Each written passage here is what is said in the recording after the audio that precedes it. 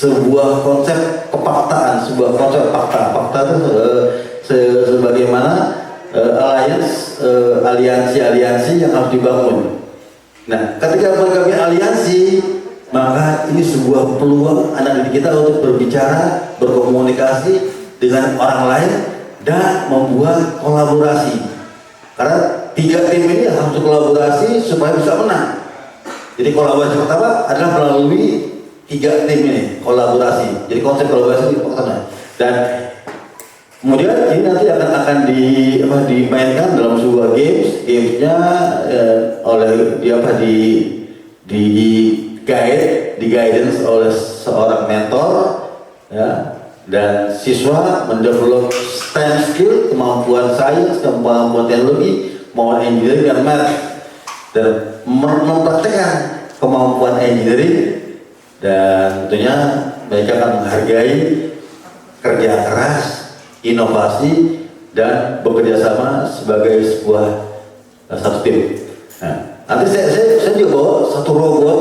Robot ini hasil karya anak SMP kelas 7 atau kelas 1. Jadi mereka baru lulus SD, masuk ke teknik natural kelas 7, kita minta dia bikin robot dan dilombakan di luar negeri.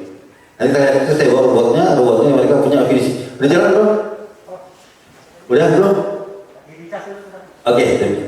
Jadi bayangkan saat anak kelas 7, anak SMP yang baru lulusan SD masuk SMP sudah dibikin robot dengan basicnya sama sekali tidak punya pengalaman robot, dan tim ini adalah semuanya perempuan. Bayangkan bahwa betapa sulitnya saya harus mengajarkan anak perempuan yang bikin robot. Biasanya perempuan itu nggak bikin robot, tapi saya punya percaya bahwa perempuan dia mampu bikin robot dan dia harus show up buat robot. 6 bulan mereka bekerja, dan bulan September mereka mulai, tapi saya ngajar mereka dari bulan Juli, September lombanya dimulai, masalahnya dimulai, Desember mereka sudah bertanding. Desember mereka tandingnya ke Australia, dan di Australia mereka mendapat apresiasi yang sangat luar biasa dari orang Australia. Mereka dapat uang. Oke, terima kasih banyak. Right, ini jadi pertama kemampuannya adalah praktis engineering, umur 12 sampai 18 tahun. Kitnya itu digunakan setiap tahun, bisa digunakan terus-menerus. Jadi kalau sekarang pakai, dibongkar lagi, dipakai lagi buat tahun depan dengan game yang berbeda. Nah, ini kitnya nggak mahal. Kalau kemarin saya itu hanya sekitar $1.200. $1.200 sekitar nggak sampai 20 jutaan. Kit untuk belajar, satu buah kit. Ya, itu boleh posisi 10 jam.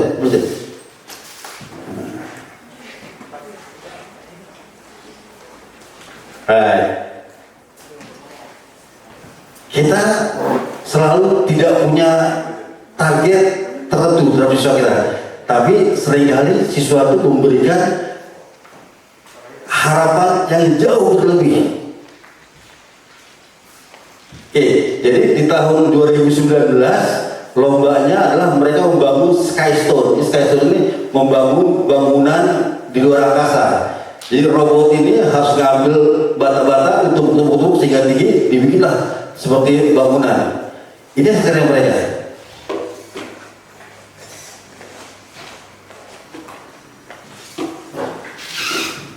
Nanti ya.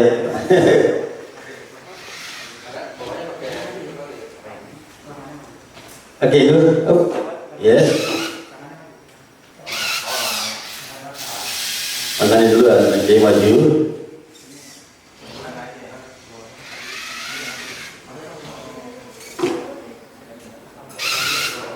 Kurang bawah. Ini operatornya bukan yang desain, jadi serius, ya.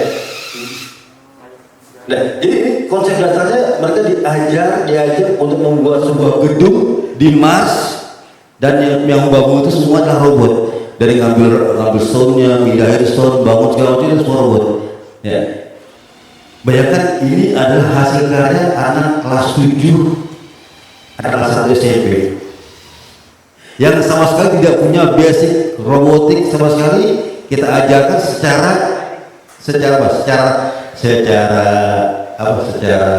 detail, ya. Dan mereka belajar apa itu nama drivetrain, terus bagaimana membuat, mengangkat, mengambil, ini nama manipulator.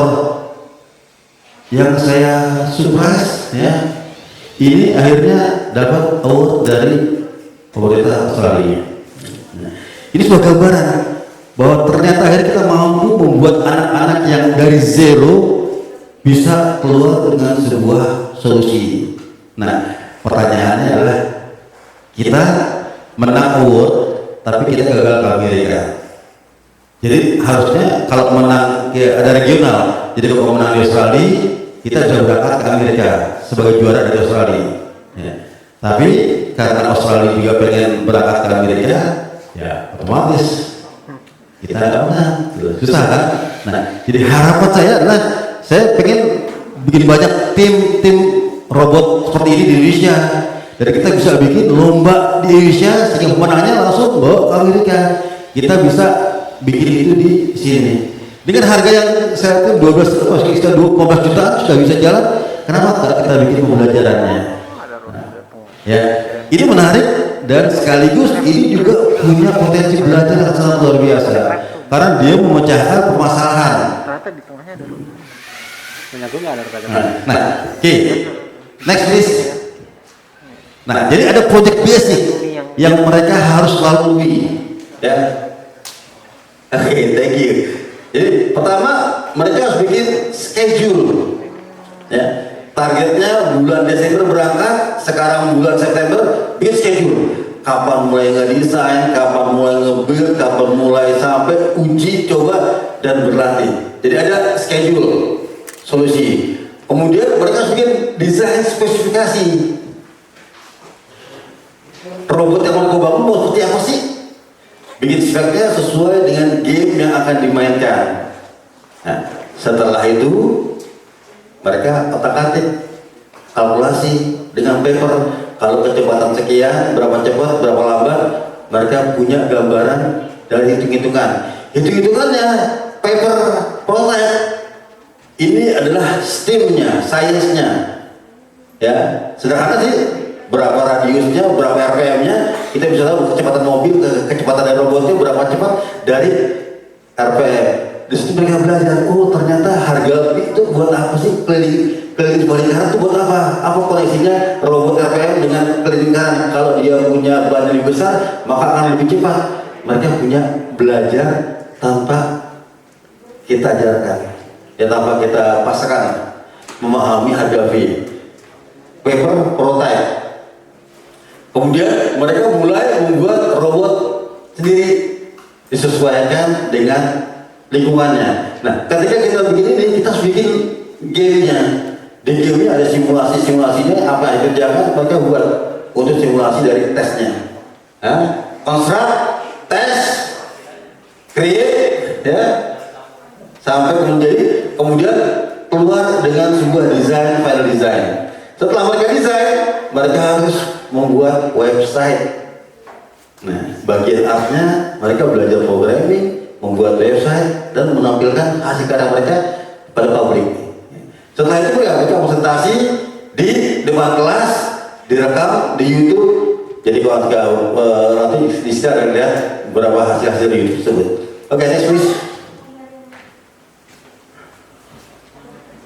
Ini. Kasih lihat aja tes. Nah, ini jadi bagian pertama adalah identifikasi masalah. Ya, semuanya harus mulai dari permasalahan. Kita harus bisa mengidentifikasi mana masalah yang real, mana masalah yang tidak real, mana diperlukan, mana tidak diperlukan. Nantinya keluar dengan sebuah desain spesifikasi dari robot prototipe tersebut. Ya. Dari spesifikasi dan skenario apa yang mau dilakukan robot tersebut, barulah siswa kita mulai mencari tahu apa yang harus didesain. Okay, next. Nah, jadi first step dalam desain proses adalah identifikasi masalah, ya, atau observe need, kebutuhan apa yang dibutuhkan pada sebuah area, atau ada sebuah ide bagus, atau sebuah challenge. Kalau yang ini nama challenge, challenge-nya kita harus membuat sebuah, mengambil batu-batu, menampakkan dan bikin bangunan di luar angkasa. Ceritanya kayak gitu. Ya, next please. Nah, dari beberapa question tersebut, kita keluar dengan beberapa question: who, what, when, where, why, how. Ya, ini 4 kali 5 dan 1 hal tentang produk tersebut. Ujung-ujungnya dari sini kita keluar dengan value proposition. Ya. Value proposition adalah sebuah value, sebuah nilai yang mendeskripsikan apa sih barang kita for, siapa, tuh, produknya apa namanya, apa deskripsinya, benefitnya apa. Ini satu kalimat ini sudah mampu menjelaskan apa produk yang kita inginkan. Dan ini merupakan keyword kalau kita punya startup mau menjelaskan kepada seorang investor, kita perlu membuat sebuah value proposition. Jadi dengan singkat si investor tahu apa barangnya, buat siapa, apa yang dikerjakan, dan apa benefitnya. Ya, ini jelas satu. Ya. Next please. Oke, next please. Sudah tadi. Nah, dari sini kita akan bicara bahwa sesungguhnya perlu sebuah problem statement, satu kalimat. Ya. Kalau ketika saya di IPTN, kalimatnya dari Pak Habibie sederhana: bikin sebuah pesawat buat regional. Simpel kan? Tapi setelah itu kan didefinisikan apa itu regional, pesawatnya kayak gimana mau dibangun, mau turbofan, itu semua didefinisikan setelah satu kalimat. Tapi satu kalimat selesai, kita bicara lanjutnya. Ya. Itulah, jadi voice saja ini nggak fungsional karena kalau digunakan tangan kita dan licin. Maka desainlah supaya orang yang punya tangan basah bisa memegang pos tersebut. Sederhana. Itu kalimat sederhana yang bisa terapkan di robot atau semua permasalahan harus diberikan dalam satu problem statement. Next please. Setelah permasalahan selesai, fase kedua adalah request pasar. Kenapa? Karena kita nggak pingin produk yang kita buat nggak punya pasarnya. Kita nggak pingin produk yang kita bikin tidak laku di pasaran. Oleh karena itu perlu sebuah market research. Di market research kita tahu berapa besar demand barang yang kita membuat. Nah, ada demandnya nggak? Kemudian apa kebutuhan dari produk tersebut, needs-nya. Ya. Kita bagi ini ada 3, ya. Needs, perlu, kebutuhan dasar, kemudian semakin baik, semakin bagus. Yang terakhir adalah wow. 3 hal. Ya. Pak, kalau kita beli mobil misalnya harganya 200 juta, saya nggak expect di sana ada airbag misalnya. Begitu saya beli 2 juta ada airbag, wow. Wow adalah sebuah atribut yang tidak di-expect oleh si pembeli, tapi ada di sana. Ya, wow. Zaman dulu misalnya kalau kita beli handphone, misalnya ada faktor wow apa yang ada di handphone tersebut. Ya. Ada apa yang membuat dia menjadi laris di lapangan, di pasaran. Jadi orang jual barang berdasarkan need, dasarnya berdasarkan performanya, dan berdasarkan pada wow, di luar ekspektasi orang. Bersama dengan waktu, wow tadi akan menjadi biasa lagi. Kita selalu wow lagi. Nah, maka research, kita mau tahu suppliernya saat ini berapa banyak. Ya, benda A siapa yang bikin saat ini? Dan kenapa dia harus gagal? Kenapa dia harus berhenti mensuplai? Nah, kalau tidak paham suppliernya, maka kita mengasumsi barang tersebut mungkin sudah pada fase terakhir. Ya. Kenapa? Karena ada mungkin barang yang kita mau bikin sudah pada fase decaying, sudah pada fase di belakang, udah mau habis ceritanya. Misalnya, Pak, aku mau bikin komputer pakai Pentium 1. Bisa? Bisa. Berapa murah? Tapi yang kira ada yang mau beli? Pembelinya sudah decaying, sudah berdulu, udah nggak beli Pentium lagi. Dia pengen yang terbaru, ya kan? Jadi ada dari supplier kita tahu. Kemudian buying power, berapa sih kemampuan orang itu beli? Ya. Kenapa Toyota bisa sukses di Indonesia? Karena dia bikin mobil yang sesuai dengan buying power orang Indonesia. Ya kan? Mercedes sukses hanya buat bermelintir saja, buat orang kaya sekali. Ya. Jadi ada pertimbangan buying power dalam mendesain produk. Next please. Nah, selanjutnya ada teknologi research. Sebelum kita mulai, kita harus paham what kind of teknologi yang sudah diaplikasikan pada saat ini. Apakah teknologi tersebut dalam keadaan increasing, ya, emerging, atau decaying? Sama, kalau tadi dari pasarnya decaying, teknologinya pun sama. Teknologinya bisa barang baru masuk, kita bisa ikuti, atau sudah decaying. Teknologi research ini penting. Ya, ini next. Ya, contohnya kalau dalam sebuah industri robotik, kita perlu tahu servo. Adakah teknologi yang terbaru dari servo? Entah powernya, entah kecepatannya, motor, ya. Motor apa yang digunakan saat ini? Sensor, ya. Sensor warna, sensor distance, ya. Banyak sensor-sensor baru yang saat ini berkembang. Ya. Kemarin kita eksperimen dengan sebuah sensor yang satu arah, tapi dia bisa keliling-keliling muter. Sensor, webcam. Nah, webcam meskipun dia sederhana, tapi kita harus tahu seberapa kemampuan dia kalau robot ini akan berjalan dengan pakai gambar. Ya, kalau dalam robot kita kasih webcam, kemudian webcam langsung melihat gambar depan, dia harus cukup tajam untuk mengidentifikasi mana barang-barang yang perlu diambil, mana barang-barang yang tidak perlu diambil, dan selanjutnya webcam. Control hub ini adalah sebuah otak dari robot tersebut. Ya. Banyak perkembangannya kalau di Terminator itu mulai main dari pakai visa teknik, kemudian ada Lego, kemudian di FTC ada REH, di FRC ada Roborio, sementara LKS SMK kita pakai MyRio. MyRio dan Roborio hampir sejenis, cuma MyRio udah tahun 80-an dipakai di FRC. Sekarang FRC pakai Roborio. Jadi berkembang terus, ya. Ini teknologi yang harus kita amati ketika kita bikin robot. Next please. Right. Jadi kita perlu membuat sebuah design brief, clear, concise, definition of problem. Dan problem itu tadi ya.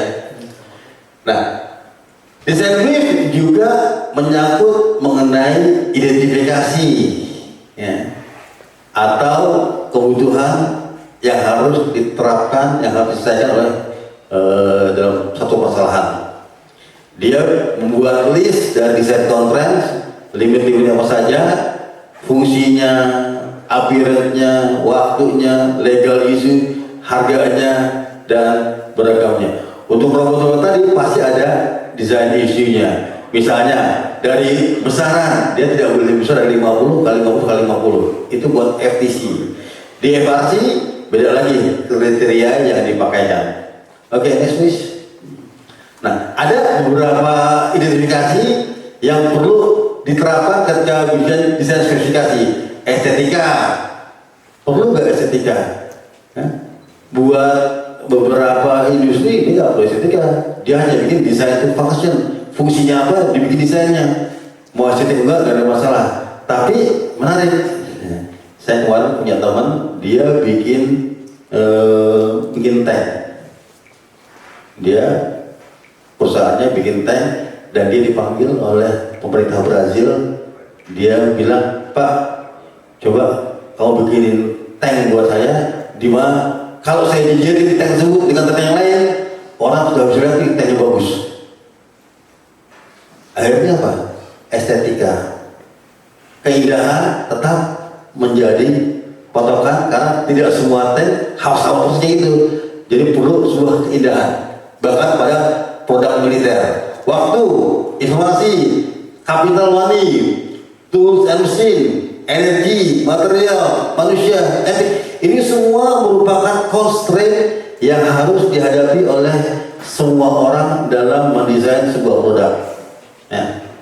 Next please. Nah, ini adalah sebuah proses outline yang kalau kita mulai dari begitu mendapatkan permasalahan, kita biasanya mulai dengan game animation. Boleh nggak next? Ini ada internet nggak? Coba next. Ada internet ya? Ayo, bisa dikit nggak sini? Oh, saya ini ya, PDF ya? Oh, sorry. Saya kasih PDF aja deh. Bentar.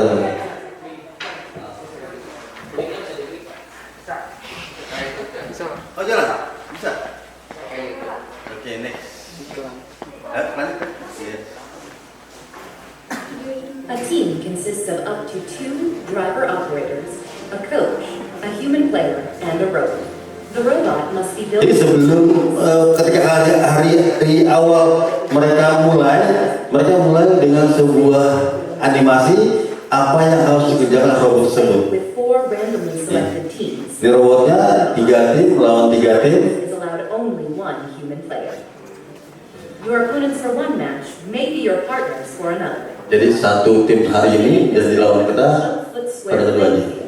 With a foam tile floor and 1 foot high. Ini ruang tandingnya ada 3,6 meter ke 3,6 meter.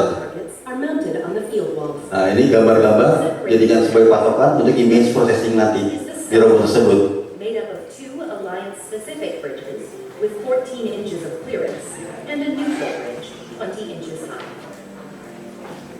Red and blue depots are taped off in the loading zone corners. Red and blue building sites are taped off in the building zone corners. Outside of the field walls are the alliance stations and human player stations. The main game element is a stone, 4 by 8 and 5 inches tall. Ini game elemennya. Stones in the game. In addition, there are 4 special sky stones with a navigation target wrapped over one side. During gameplay, stones are assembled onto alliance-specific foundations. Nah, These are placed ini fondasi untuk mereka membangun bangunannya. by robots during gameplay. Each team can design and build a special capstone, which may be used to score additional points. Before each match, teams place their robots on the field, touching the wall closest to their alliance station. 24 stones are stacked next to each human player station. And 12 more stones are placed on the field, including 4 randomly located sky stones. Each team may preload 1 capstone onto their robot, or the human player may introduce it later in the game. Each match begins with a 30-second autonomous period. During this period, there are a number of ways for teams to score, using only pre-programmed instructions and sensor inputs.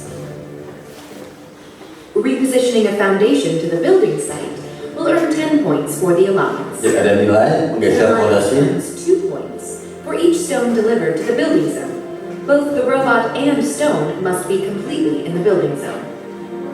A sky stone moved into the building zone earns 10 points, only if it is the first or second sky stone delivered.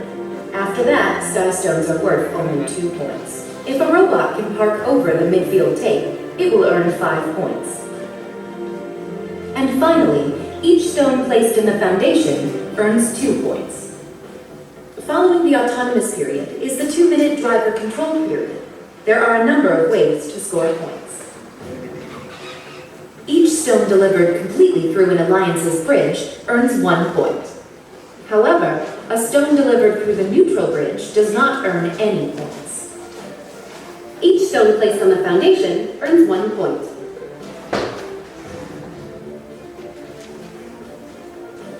The last 30 seconds of the driver-controlled period is the end game. During this time, robots may continue scoring stones, but there are also ways to earn bonus points. Placing a capstone on a skyscraper will earn a 5-point bonus, plus 1 point for each level of stones. If a robot moves their foundation completely out of the building site, their alliance earns 15 points. An alliance will earn an additional 5 points for each robot parked in the building site. There are many ways to score in Skystone, but there are also rules that, if not followed, will award points to your opponents. For example, robots may not tip over an opponent's skyscraper.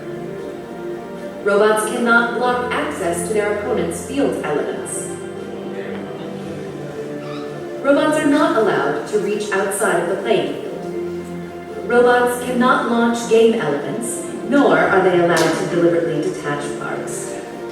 This has been a brief summary of the Skystone game. For complete rules, scoring, and official field setup, please read the entire game manual and check the Q&A forum. And always remember, the most important rule of the First Tech Challenge, gracious professionalism. Good luck, teams, and have a great season.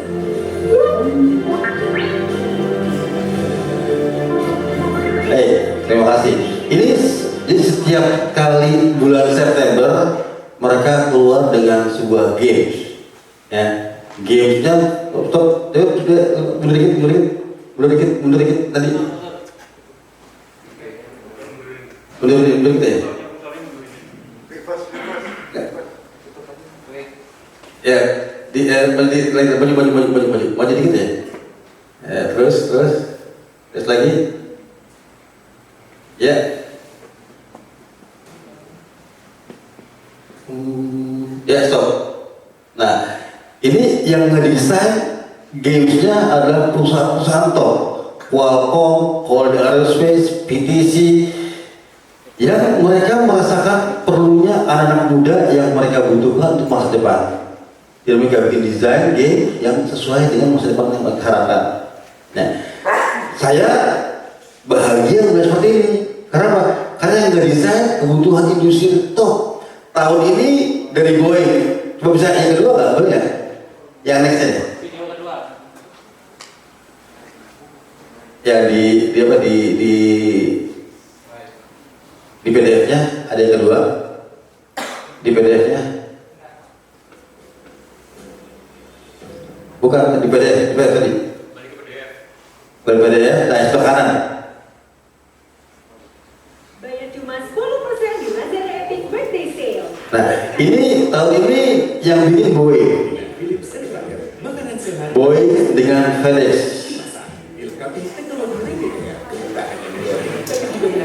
Okay, next. Nah, karena FedEx yang bikin, maka FedEx menciptakan sebuah konsep belajarnya berkaitan dengan transportasi kargo. Jadi mereka harus ngambil kargo, pindahin kargo sedemikian rupa ke satu tempat. Jadi bicara tentang kargo. Tapi gamenya most likely hampir sama. Tapi mereka menciptakan sebuah cerita yang menarik sehingga anak-anak kita punya imajinasi untuk bermain lalu tersebut.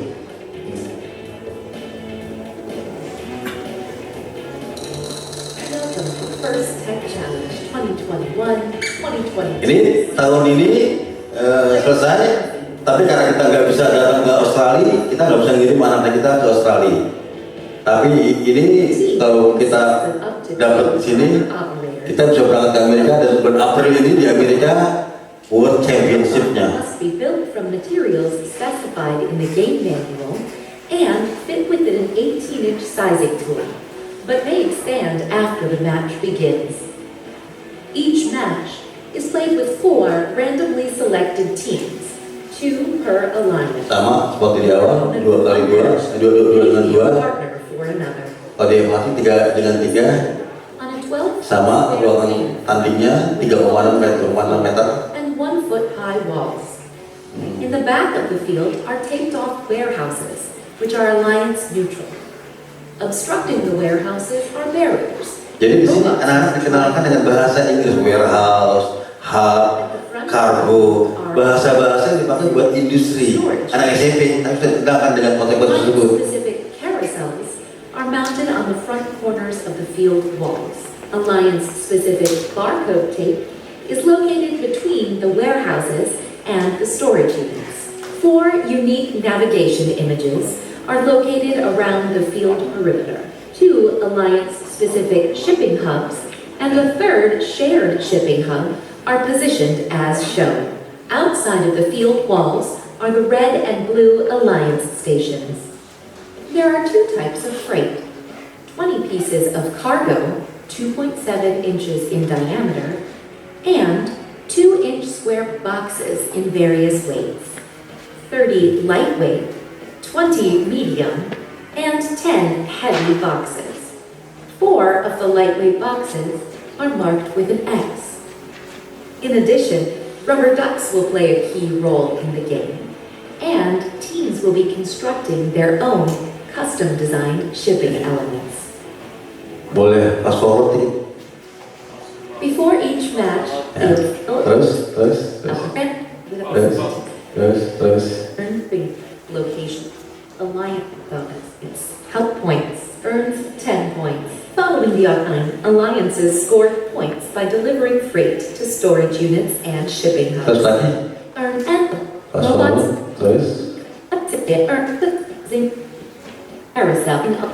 This is just a. Nah, di sini selalu dia katakan kita refer kepada game manual. Please read. Jadi setelah dia lihat film, tidak cukup filmnya, baca game manual. Game manual adalah bagian dari problem identifikasi. Semua permasalahan harus ada di game manual tersebut. Nah, dia gracious professionalism. Ini sebuah konsep yang sangat bagus banget, di mana gracious professionalism itu mengajak anak kita untuk profesional, tapi tidak dengan berasal. Kita membantu musuh kita, itu salah satu gracious professionalism. Ketika kita menang, kita nggak boleh ngolok-ngolok lawan kita. Kita kalah, kita nggak berputus dengan cara yang kasar. Semua diatur bagian dari soft skill yang mengajarkan anak kita untuk look is a game, tapi harus sportif dan harus profesional. Gracious professionalism ini, kalau saya bayangkan seperti zamannya siapa?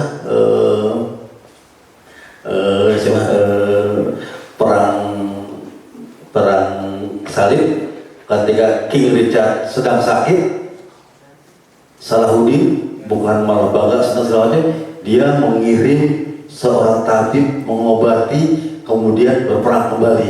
This is gracious professionalism. Bertanding secara sportif, tapi ketika lawan butuh jeda, kita harus jeda. Jadi kita menang benar menang secara sehat, bukan ketika kawan kita sedang sakit. Di banyak tempat kita senang, musuh kita sedang sakit kita senang. Di sini tidak. Di sini kita membantu lawan kita ketika dia kekurangan motor, kita bantu, ini motor bagus, pakai. Ini melatih anak ke sana. Jadi gracious professionalism salah satu yang dikembangkan oleh Woody Allen atau Woody Flower dari MIT. Dia sudah meninggal, tentang dia sekarang jadi patokan untuk gracious professionalism. Oke, itu gambaran dari animasi pertama kali ini. Sebelum game mulai, dikasih animasi untuk kita memahami apa sih gamenya. Next please. Oh sorry, pindah lagi ke PDF-nya dong.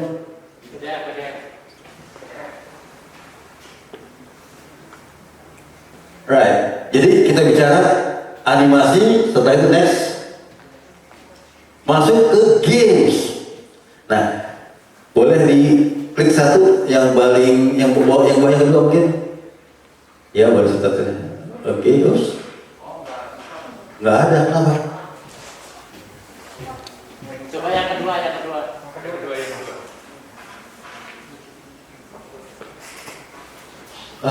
yang kedua. Berarti semua sama ya? Iya. Harusnya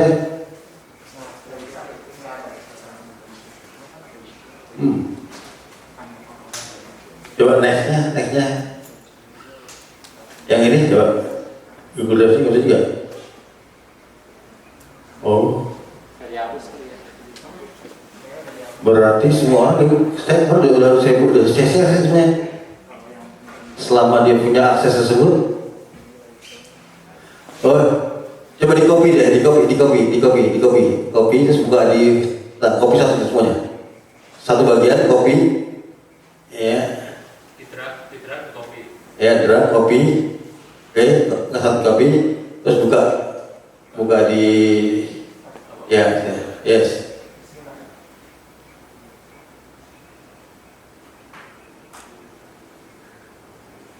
Oh, harus sign ini. Harusnya nggak perlu sign in.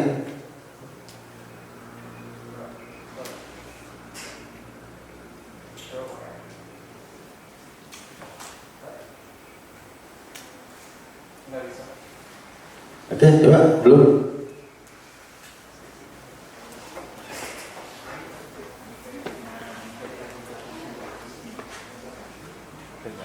Yes, oke.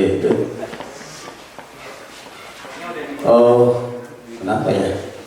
Baik, anyway, saya ambil lagi. Tapi di sana satu bundel ya manual yang menceritakan spesifikasi dari robot-robot tersebut. Ya, ini saya coba sausut pakai ada. Oke, next yang kedua, next lagi nih, next. Nah, jadi dari sana kita mulai membuat skenario. Apa sih robot yang harus dikerjakan robot tersebut? Biasanya pertamanya robot harus manuver, maju, mundur, belok kiri, belok kanan, itu dasar kan? Nah, kemudian apa? Dia harus ngambil kargo, menempatkan kargo. Kemudian apa tadi? Diminta move foundation digeser. Terus tak kargonya sampai tinggi karena menang-menangannya semakin tinggi bangunannya semakin nilainya tinggi semakin menang. Nah, ini bagian dari problem identifikasi. Sebelum kita mulai bikin robot, kita mengidentifikasi masalah. Next please. Nah, ini dari gambar kita buatlah skenario. Satu, karena dalam robot ini ada dua agenda. Pertama dia telekom ya, dan autonomous. Autonomous adalah robot hanya bisa diperpres dan dia secara autonomous jalan mengerjakan perintah-perintah yang diminta.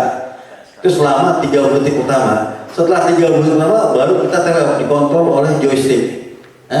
Jadi ini dibikin ketika pertama kali 1, 2, 3, 4 ini semua langkah-langkahnya dan dengan target strategi pencapaian nilai yang tertinggi. Next please. Nah, jadi kita bikin game strateginya. Dari game strategi dia bisa baca bagaimana cara memenangkan permasalahan, memenangkan nilai yang paling terbaik. Jadi ada competitive analysis, belajar lagi. Next please. Nah, kemudian setelah itu baru mereka mulai bikin spesifikasi. Spesifikasinya apa? Mendefinisikan apa yang dikerjakan oleh robot. Ya. Navigation modelnya bagaimana, kemudian behaviornya bagaimana, itu dibuat di sana. Next please.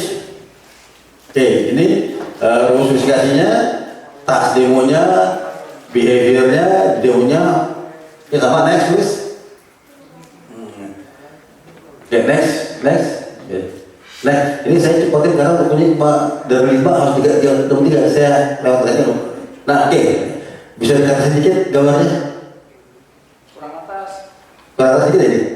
Tuh. Gambar tadi naik ke bawah, terus. Kok dari bawah? Terus, ya. Naikin dikit. Right. Jadi setelah mereka membaca, mereka kamal dengan function list dari kebutuhan dari robot. Pertama, robotnya harus mobilitas, maju, mundur, belok kanan, belok kiri, straight left, right gitu. Kemudian positioning, ya, repositioning dari foundation, dia harus ngehook pindahin, unhook. Kemudian mengkoleksi, mengambil kargo, ambil kargo, lifting kargo, pindahin kargo, taruh kargo. Kemudian bikin tower. Ini semua kita ceritakan dan kita jadikan sebagai sebuah fungsi-fungsi yang akan dikerjakan oleh satu blok robotik dan satu blok programming. Satu blok programming. Ketika mereposisi apa programmingnya? Bagaimana programming itu semua dikoneksikan dengan nanti robotnya. Oke, next please. Masih ada 5 menit lagi, Pak. Ada 5 menit waktu. Iya. Nah, ini jadinya ada konseptual, strategi atau mulai kita mendesain. Dari mendesain apa yang dibutuhkan? Pertama dasarlah chassis. Ya. Membangun chassis, membangun scaffolding, manipulatifnya apa yang dibutuhkan? Features, ngambil drive. Ini semua kita mulai dan mereka bikinlah jadwal start finish work complete itu. Ini diberikan mahasiswa untuk belajar ya untuk mengerjakan proyeknya secara runut. Ya. Mereka bikin schedule apa SOW-nya, WBS-nya apa, didefinisikan secara baik. Next please. Nah, ini dari rumus spesifikasi maka mereka keluar dengan beragam jenis alternatif dari subfunction sampai tuntas. Ini berlaku buat drivetrain. Ya. Satu subfungsi. Subfungsi lainnya buat intake, buat outtake dan selanjutnya. Next please. Nah, ini contoh hasil dari problem definition. Main function-nya apa, design requirement-nya apa. Next. Ini function list lagi buat intake yang mereka definisikan secara detail. Next lagi. Nah, ini end dari fase problem identification. Di ujung problem identifikasi adalah namanya design requirement and objective. Design requirement objective ini sebuah dokumen yang penting buat pengembang dan juga buat pemberi jasa. Di sana terlihat desain requirement-nya apa dan target yang mau dicapai dalam desain apa. Misalnya, sini, move forward and backward itu requirement-nya. Ketika 1 meter per detik itu adalah kecepatan yang harus ditargetkan oleh produk tersebut. Jadi ada desain requirement dan objektifnya. Next, please. Right, next, terus. Right, next lagi. Right, kita cover fase kedua setelah kita dapatkan identifikasi problem, kita baru masuk kepada solusi dan ideas generation. Bagaimana kita come out dengan desain sesuai dengan desain spesifikasi yang kita buat tadi. Next. Ya, modul 3. Langsung modul 3. Penyambung. Ya. Langsung disambung atau? Sambung aja, biar jauh. Karena kita punya tiga kali semua kan, dua jadinya. Nanti sampai jam 14.30. Oke, ya, oke. Baik, jadi ketika di ini kalau di tim natural ini hari kedua. Tadi hari pertama problem identifikasi. Di problem identifikasi hari pertama keluar dengan design specification, design requirement dan objektif. Hari kedua siswa hari Selasa keluar dengan ideas, keluar dengan solusi. Bagaimana mereka menunjukkan solusinya dan apa yang harus dikerjakan, maka mereka targetnya mereka harus keluar dengan multi-view drawing, ya, membuat gambar 3 dimensi pakai software. Softwarenya apa? Software pakai software Fusion. Jadi mereka belajar programming membuat AutoCAD tapi pakai Fusion, ya. Nah ini next lagi terus. Oke, jadi kita bicara tadi fungsinya hari Senin, ya. Kemudian dari fungsi kita keluarkan kreativitas kita, ide-ide kita keluar menjadi apa? Menjadi sebuah bentuk. Jadi dalam bahasa Inggrisnya function to form. Dari fungsinya apa? Silakan bikin bentuk yang sesuai dengan fungsi tersebut. Ya. Ini sini bentuknya jadi bentuk robot. Tadi robot Vinci tadi. Oke, next. Next lagi, biarin. Oke, kriteria constraint. Next lagi nggak apa? Nah, ini sebuah gambaran. Ketika kita bekerja, kita harus membuat sebuah matriks yang menunjukkan di mana interstate dan di mana user value posisinya. Jadi kalau kita mau mengerjakan yang ini 4, ya misalnya di sini user value-nya rendah, interstate pun rendah. Jadi kebanyakan nggak akan ada gunanya.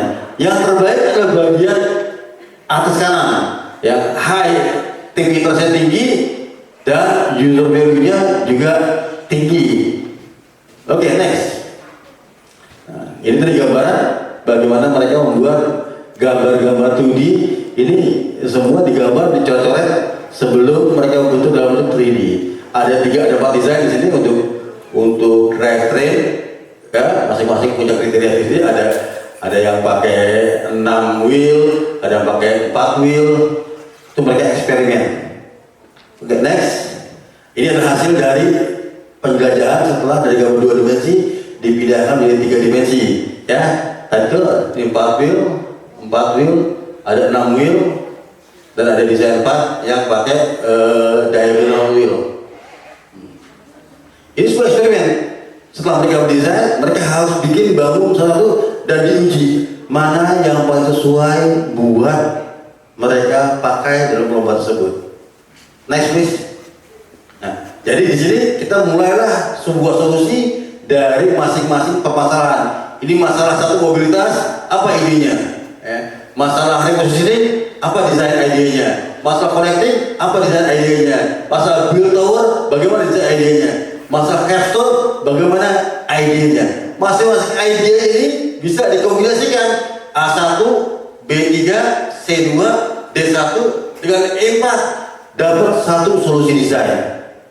Beda lagi, A4, B2, C3, D3 dengan E2, solusi desain baru lagi.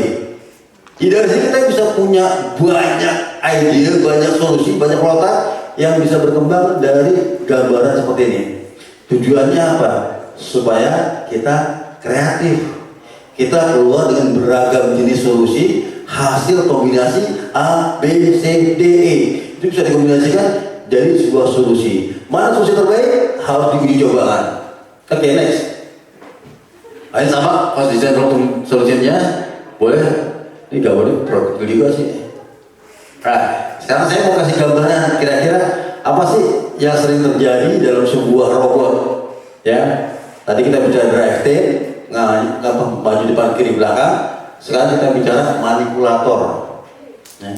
Sebuah robot pasti harus bekerja dan memanipulasi beberapa benda. Di sini kita ada beberapa operatifnya, ada articulating arms, ya, arm tangan yang gerak kiri kanan, ada pakai telescoping lift, ya, dia naik turun naik. Seperti tadi ada grippers, ada latches, delta, turret, ball mounting, dan kita lihat satu-satu. Next please. Right, ini arm. Nah, ketika kita bicara arm, maka mau kita pakai perhitungan, mengangkat benda. Ya, kayak seperti crane itu kan harus dihitung. Ketika jauh berapa gayanya, torsinya berapa. Kita belajar ini ada torsi 12 derajat. Torsi adalah force dikali jarak. Same force, different angle, less torque, pasti berubah.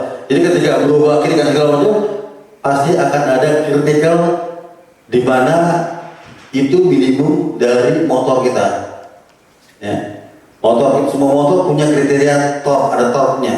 Nah, torque itu harus paling tidak sedikit lebih besar dibanding bebannya.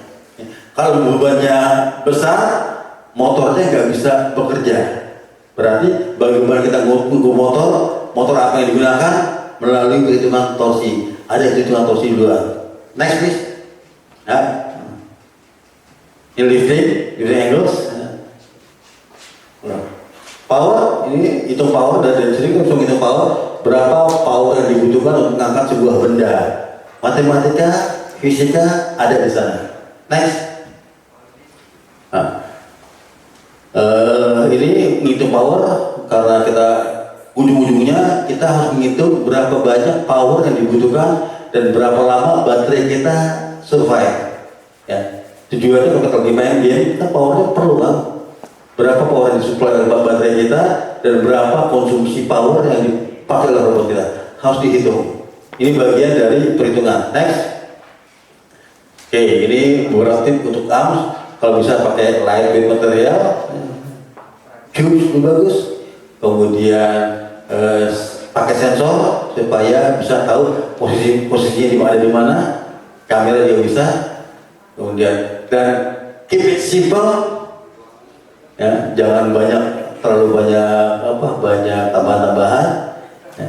Dan kalau bisa barang-barang yang digunakan di share item ada di pasaran. Dan tidak diperlukan kalau mau perlu pakai arm, tambahkan counterbalance supaya gaya dan powernya bisa lebih berkurang. Right, next please. Nah, ini ada yang namanya forward linkage. Forward linkage ini sebuah mekanisme yang kalau untuk mengangkat barangnya dalam kondisi sama. Ini kita lihat nih, ini segitiga ini diambil itu di bawah selalu sama terus, dia nggak ikut muter. Mesinnya ini muter. Ya. Ini forward linkage sangat useful buat dipakai dan ini bagian dari belajar mekanisme di robot. Next. Oke, next lagi terus. Nah, ini teleskopik untuk ngangkat barang. Ngangkat barang bisa banyak caranya, pakai kabel up and down, kemudian ditarik, ya, seperti tadi, itu pakai kabel, pakai benang tarik. Right. Yang perlu dihitung apa? Yang perlu dihitung adalah stiffness. Stiffness ini kekakuan dari sistem. Kalau cukup kaku, maka dia kokoh naik. Kalau dia slender, goyang-goyang, maka strukturnya nggak akan kuat lagi. Ya, jadi untuk membuat kaku, biasanya orang pakai benda yang lebih berat. Tapi makin berat, makin heavy sistemnya. Jadi lagi harus trade off. Yang ringan tapi kuat atau yang kuat tapi ringan. Minimize weight, terutama kalau udah sampai di atas. Semakin tinggi weightnya, semakin goyang. Ya, apa resikonya? Begitu robot jalan, goyangannya ada F1MA, ada impactnya, maka begitu berhenti langsung jatuh udah. Robotnya kehilangan stabilitas. Oke, next please. Nah, ini seleksi bagaimana dengan menggunakan kabel mengangkat barang ke atas. Ini kabel atau pakai tali. Ada continuous, jadi kalau ini motor narik, ya, naik dan turun. Kalau kasket tarik sini, naik duluan. Ini beda-beda kecepatannya. Kalau itu sama kecepatannya, dari atas bawah sama kecepatannya. Yang ini beda kecepatannya. Nah. Oke, next please. Scissor lift, pernah lihat ya? Ini sebuah konsep menaikin barang. Kita pakai kayak kita lihat di banyak tempat untuk jemuran dikeluarin pakai scissor lift, tarik lagi scissor lift. Ya. Ini kalau dipakai di robot biasanya agak bulky dan heavy dan tidak stabil. Kenapa nggak stabil? Karena semakin tinggi semakin goyang dan poin-poin ini mudah sekali bergerak swaying dan bisa mengakibatkan robot jatuh. Begitu robot jatuh maka end of point. Gak bisa ngomongin lagi. Ya, karena kita nggak bikin roda di samping lagi. Jadi biasanya dia tidak bagus kalau ada load dari samping. Ya. Ketabrak dikit, ketabrak ini kalau dalam lomba sering ketabrak sama musuh, begitu tabrak dikit kita jatuh udah kehilangan poinnya. Jadi saya nggak menyarankan anak didik saya pakai hidang, meskipun katanya cantik dan bagus, tapi dari sisi desain untuk perlombaannya dia kurang karena nggak stabil. Kalau benda diam dia bagus, tapi kemudian dia bergerak, dia nggak bagus. Ini bagian dari pelajaran juga. Oke, next. Oke, ini perbandingan antara arm dengan lift. Meskipun dengan arm dia bisa mengangkat juga, dengan lift ini juga bisa mengangkat. Jadi ada ya, bisa kita bandingkan reach over object, yes, no, fall over, get up, yes, strong enough, lift tidak, dan selanjutnya. Ini bisa dibaca, baik tambahan aja. Next, grippers. Nah, grippers ini perlu kalau kita mau mengambil sebuah kargo atau mengambil sebuah produk, sebuah benda. Ya. Di setiap game selalu ada kargo atau sebuah benda yang harus kita ambil, baik di FRC atau FTC. Jadi penting mendesain sebuah grippers yang reliable. Ini contoh ya, ini grippers di motornya ada gripnya, ada roller gripnya, dan dia bisa dipakai untuk gantung. Ya, beberapa konsep enggak dia bisa dipakai buat gantung. Ya. Jadi gripper ini bagian, kalau saya bilang bagian terpenting untuk objek mengambil dan melepaskan barang. Jadi dia mampu menggrip dan mampu melepaskan. Oke, next please.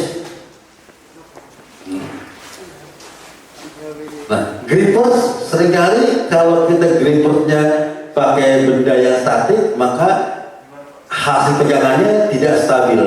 Tapi kalau kita kasih pakai ada roller di atas seperti ini, maka roller ini akan menempatkan posisi dari barang kita. Ya, jadi hanya dengan tambahan rollers sudah beda hasilnya. Dengan rollers ya, misalignment bisa diatasi dengan baik dan dia simple mechanism. Ya. Oke, next. Hang on ini bagian dari ketika dia menggrip, dia harus bisa bertahan dengan grip tersebut, nggak ngambil lepas. Kayak tadi lihat ya, begitu diambil, begitu diangkat lepas, berarti kurang hang on-nya. Nah, yang itu menarik, itu sebuah desain tadi awalnya pakai lap biasa, kemudian diganti pakai kain kanebo. Jadi itu akan lebih bekerja baik kalau kanebonya basah. Ya, kalau kanebonya kering, dia nggak grip bagus. Jadi ada konsep itu satu konsep bahwa high friction akan terjadi, dibutuhkan pasti ketika mau grip butuh sebuah friksi ya. Kemudian prosesnya gripper, bagaimana kita bisa buat grippers yang cepat ngambil barang. Ini sebuah desain idea yang cukup, karena ketahuan adalah hanya 2 menit game, maka kecepatan semakin cepat dia ngambil barang akan bagus. Kalau ngambil barangnya sendiri butuh 1 menit, bubar sudah. Jadi semakin cepat ambil grip, angkat, buang, itu menjadi kriteria.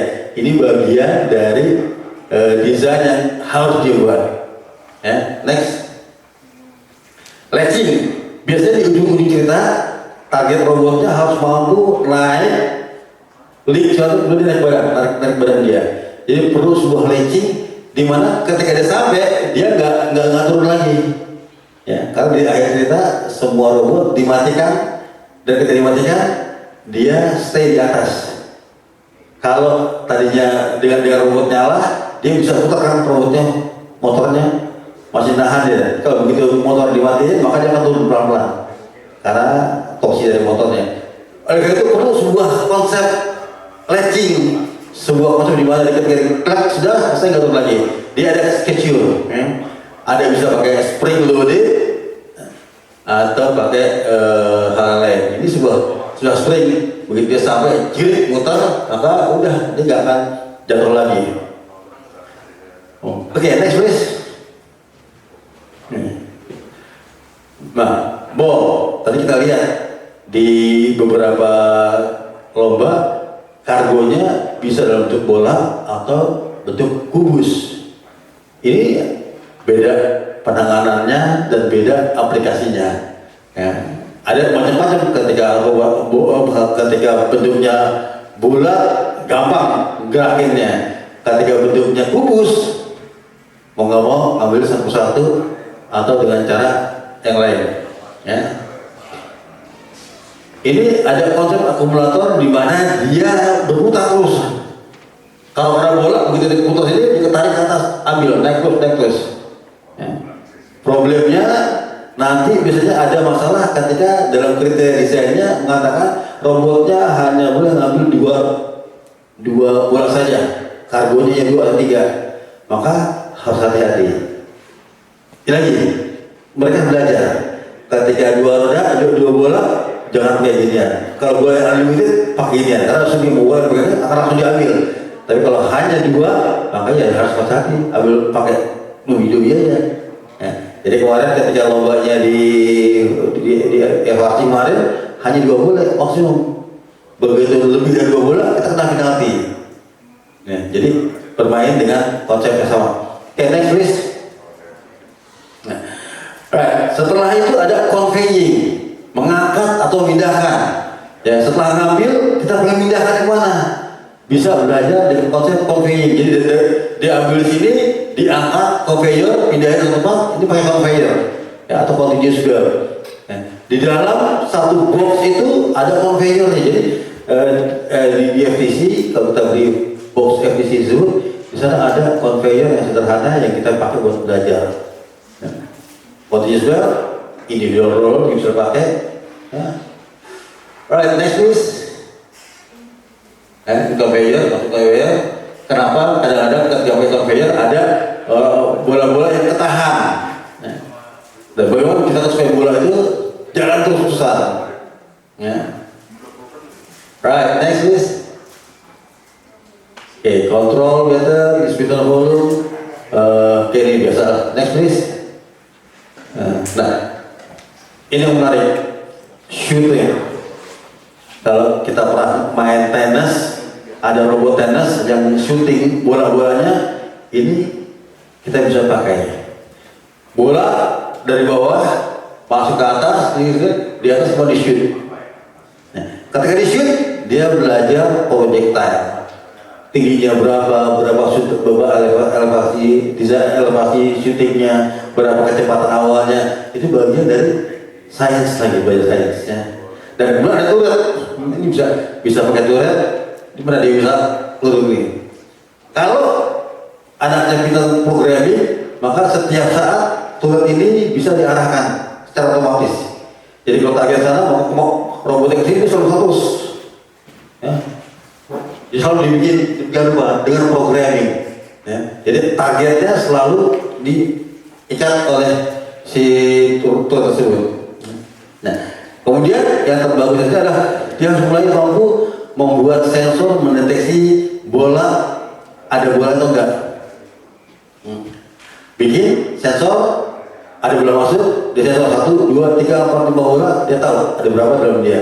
Dan di sini bisa tahu nih, kalau dia maksimum 3, begitu 3 masuk dalam robot tersebut, maka dia stop, ambil bola yang lain. Main di programming. Oke, next please.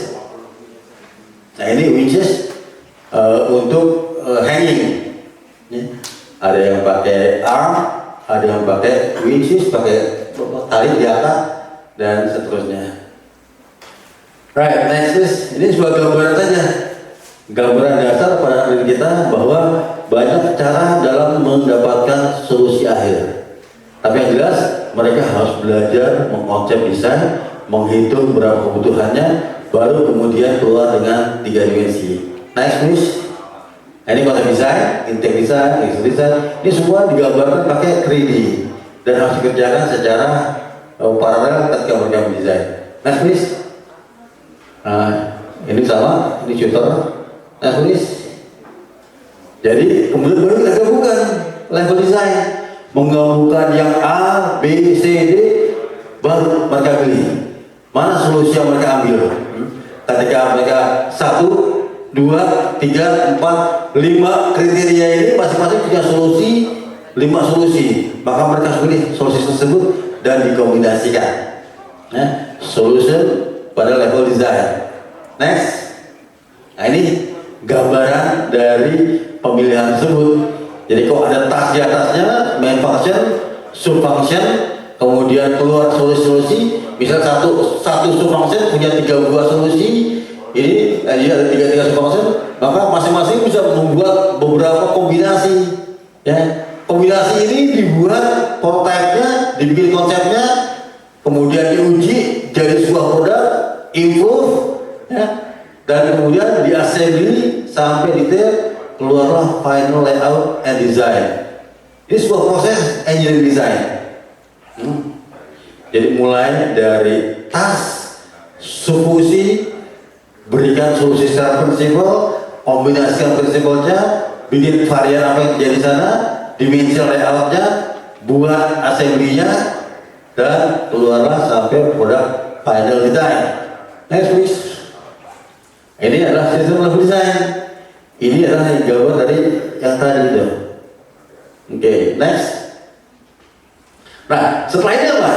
Nah, bagian programming mulai turun tangan. Dia mulai memprogram robot. Meskipun sebelumnya dia sudah mulai program dari awal, part per part. Ya. Part 1 gerakin tangan doang, dia sudah bikin robotnya. Tapi kemudian part tersebut digabungkan jadi satu gerakan robot yang komplit. Autonomous teleop. Autonomous harus dibuat sebuah yang namanya berjalan dengan perintah yang kita berikan secara dasar. Next please. Oke, next. Right. Kita bikin pseudocode. Pseudocode ini adalah tulisan yang kita inginkan ngapain, mau apa robot tersebut. Ya. Dengan bahasa sederhana. Misalnya, robot maju 48 inch. Maju. Ya. Terus belok kanan, belok kiri. Semua gitu sesuai dengan apa yang diinginkan robot tersebut. Itu hanya dari kata-kata saja, belum diprogram. Tapi dari pseudocode ini nanti dia berubah menjadi sebuah program. Ya. Semakin detail pseudocode, semakin bagus hasil programnya. Semakin detail dia menjelaskan ketika bicara drive forward 48 inch. Ketika drive forward apa yang bergerak? Motor 1, motor 2, motor 3, motor 4, tulis sana. Semakin detail, maka semakin mudah nanti kita bikin programnya. Next please. Nah ini lagi balik kepada skop robotik skenario nya 1, 2, 3 ngapain? Ya, ini strateginya ya, untuk membuat robot tersebut bergerak. Next.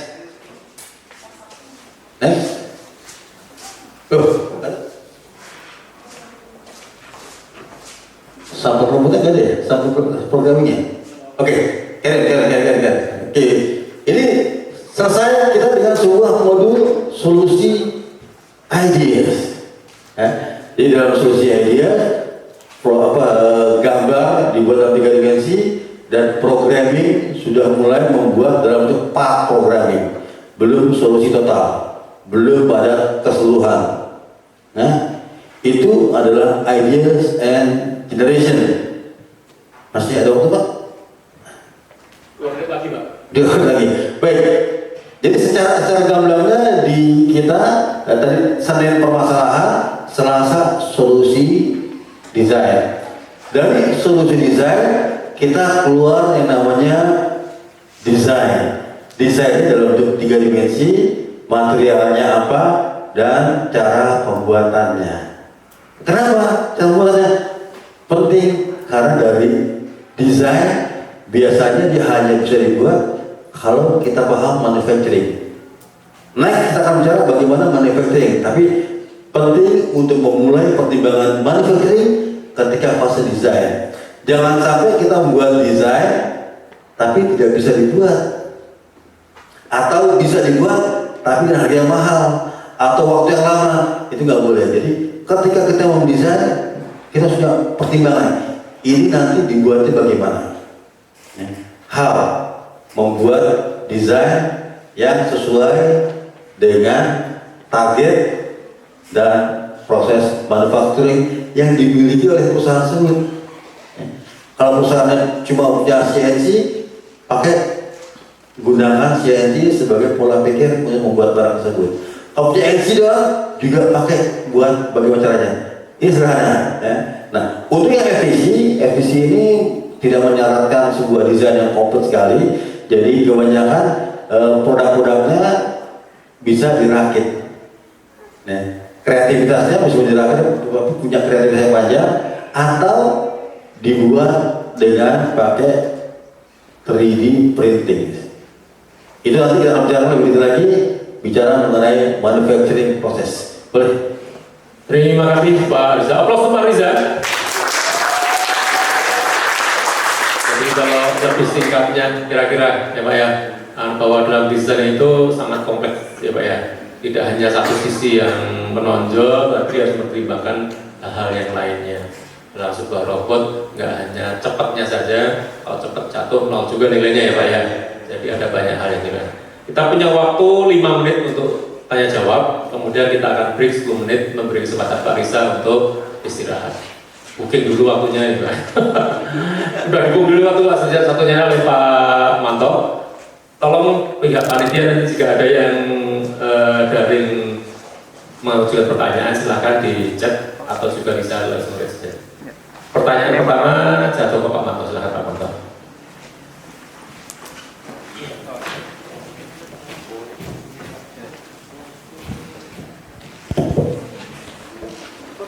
Oke, makasih Kak Diza. Ya.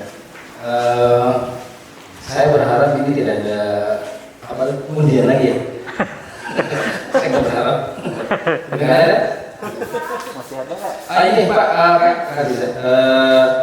Kan tadi setelah kami semua melihat di PPT Bapak itu ya, itu kan begitu rumitnya, ya, begitu kompleksnya untuk mendesain robot. Tadi saya nggak bayang begitu lagi dicoba robotnya gitu ya. Saya kira sederhana ya, cuma ngambil, angkat, ya. Tapi ternyata begitu ditampilkan proses pembuatan itu luar biasa ya. Ada perhitungannya, mekanismenya, beberapa sudut segala macam lah itu ya. Nah, kira-kira kan kami semua mohon maaf ya, awam seperti ini ya. Nah, kira-kira kalau untuk kebutuhan pengajar ya, spesifikasi atau sarannya seperti apa sih yang menguasai hal seperti ini untuk menjadi dosen seperti ini Pak Kadiza ya. Karena kalau saya lihat ya, betul saya bukan orang mekanis ya, saya orang elektrik gitu, jadi hal yang agak sulit dibayangkan gitu. Nah, kira-kira kebutuhan dosen seperti itu sebenarnya seperti apa gitu. Ya, kita aja Pak. Atau kemampuan dasarnya apa ya teman ya. Udah baru lihat barangnya udah kepepet kayaknya Pak ya. Monggo Pak Riza silakan tampilkan. Apa iya sih Pak anak kelas 7 bisa merancang seperti itu, atau itu buatan gurunya, kemudian anak kelas 7-nya tinggal pakai pengennya misalnya gitu Pak saya.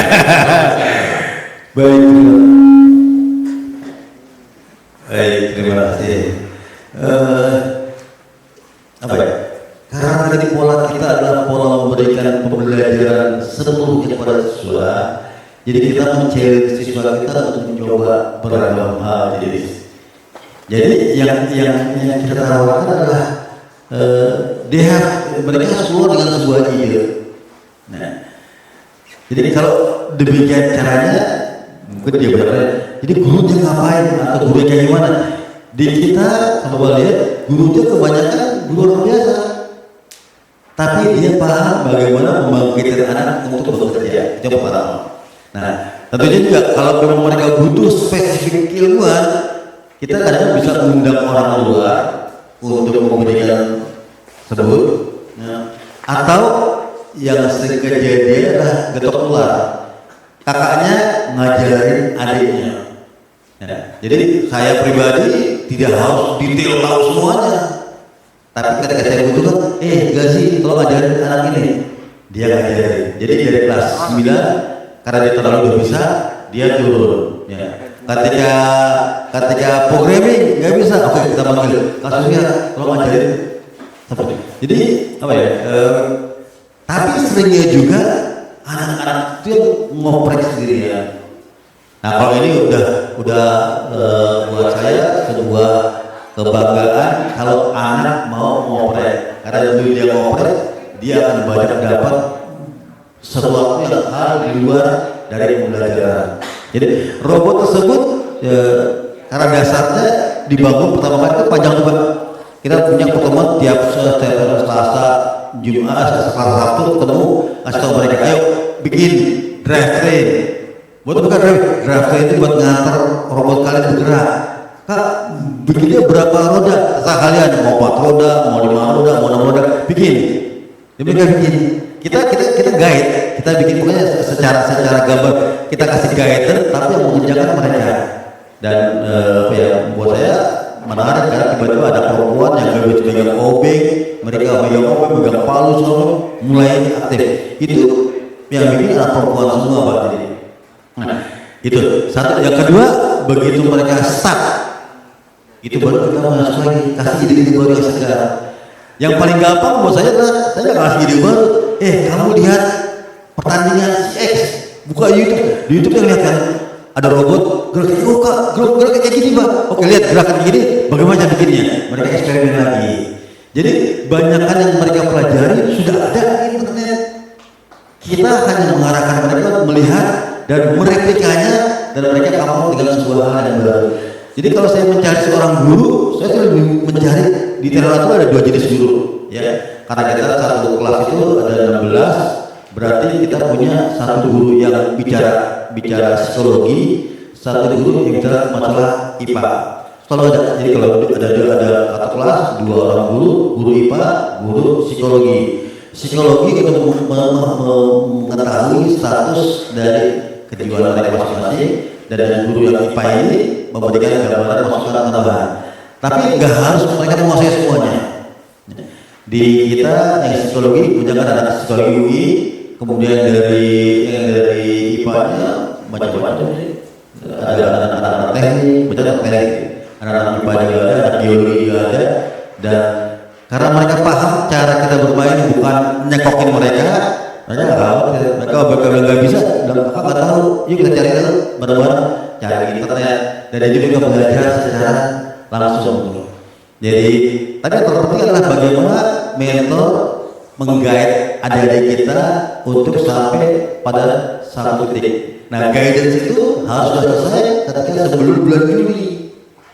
Jadi kita bulan Juni-Juli 1 bulan kita bikin perencanaan. Di sana perencanaan dibuat untuk supaya anak-anak belajar dan si mentor tahu mau ngapain saja, apa yang dibutuhkan. Ya, untuk subject base kita mau lebih memilih pada IPA dan psikolog. Terlepas dari itu kita nggak punya guru bahasa Inggris. Yang kebanyakan guru IPA-nya paham bahasa Inggris atau psikolog paham bahasa Inggris, dia menggunakan sebagai untuk ketika mereka presentasi. Itu tambahannya. Terima kasih Pak Riza. Terima kasih Pak Riza. Kita kasih kesempatan Pak Riza untuk sebentar Pak ya. Sebelum kita masuk sesi untuk materi berikutnya, mohon panitia untuk mengumumkan untuk break kira-kira sekitar 8 menit Pak. Beri kesempatan Pak Riza untuk beristirahat. Aplaus untuk Pak Riza. Terima kasih untuk materi ini. Baik, sebelumnya saya mohon maaf karena saya tidak aware kalau waktunya sudah berubah sehingga saya harus banyak skip karena saya pikir ada hal-hal yang over semuanya. Karena tadi di awal kita spend banyak waktu buat di materi pertama. Ternyata materi pertama itu harusnya 1 dan 2 Pak ya. Cuman masalahnya tadi kan memang kita pesannya untuk rekan-rekan Bapak Ibu guru lah. Justru sekarang masih ada sekitar 40 orang yang setia menemani Pak Riza. Silakan Pak, Bapak istirahat dulu, kita break panitia. Terima kasih. Mungkin bisa diputarkan musik-musik. Atau mungkin Pak Muji mau nyanyi silahkan. Saya menyampaikan aja sebenarnya Pak Riza tadi sedikit memberi sindiran pada adik-adik akhir. Itu tadi karya anak perempuan kelas 7 Pak ya. Ternyata di backupnya ada kakaknya. Jadi yakinlah kalau Anda berusaha di bawah bimbingan Bapak Ibu saya misalnya gitu ya, kreativitas itu yang paling penting. Manusia diciptakan dengan diri yang unlimited ya Pak ya. Sepanjang kita berusaha, insya Allah akan ada jalan untuk masuk ke atas. Tergantung seberapa besar kita akan berusaha, seberapa besar itu pula gain yang akan kita dapat. Maka jangan pernah berhenti untuk berusaha untuk mencapai yang lebih bagus lagi. Jadi kalau nggak berhasil, mahasiswa berjilbab ya, berjilbab. Tadi tantangannya yang dipakai dengan Pak Riza tadi kelas 7 cewek lagi gitu ya.